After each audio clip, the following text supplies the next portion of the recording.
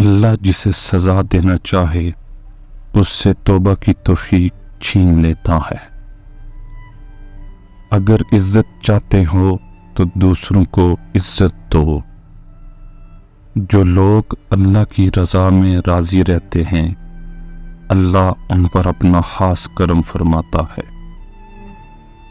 اللہ کی رحمت اس شخص کے تعاقب میں ہوتی ہے جو آنسوں کے ذریعے اپنی ندامت کا اظہار کرتا ہے۔ اگر اولاد آپ کی حلال کمائی کو گناہ کے کام پر خرچ کرے تو آپ بھی گناہ میں برابر کے شریک ہوں گے۔ اچھا ہو یا برا، کوئی بھی وقت ہمیشہ نہیں رہتا۔ اگر آپ دین کی تبلیغ کرنا چاہتے ہیں تو اپنی زبان میں نرمی لائیں۔ جب تک انسان کا رویہ درست نہ ہو اسے محنت کا اجر نہیں ملتا۔ نام کا انسان پر بہت اثر پڑتا ہے، اس لیے ہمیشہ اچھا نام منتخب کریں۔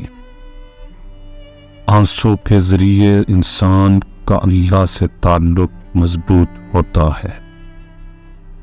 زبان اور کان کے استعمال سے اس وقت تک گریز کریں جب تک آنکھوں سے تصدیق نہ کر لیں۔ وہ غریبی عذاب ہے جس میں غریب اللہ کی رحمت سے مایوس ہو۔ نفسانی خواہشات آنکھوں سے پیدا ہوتی ہیں، اس لیے آنکھوں کو قابو میں رکھو۔ اگر اللہ کی خوشنودی چاہتے ہو تو اپنے گھر والوں سے خوش اخلاقی سے پیش آؤ۔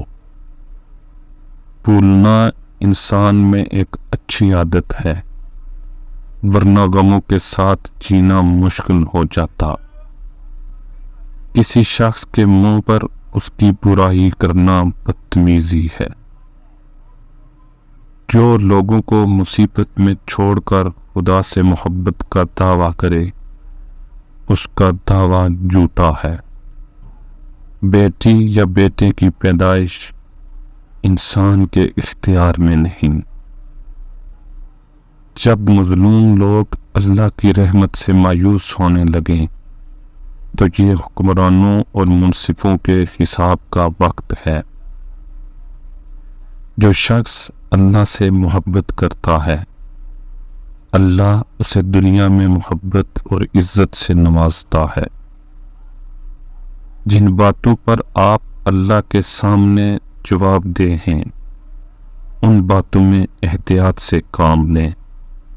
حال کو بہتر بناؤ، اس سے ماضی اور مستقبل دونوں سنور جائیں گے۔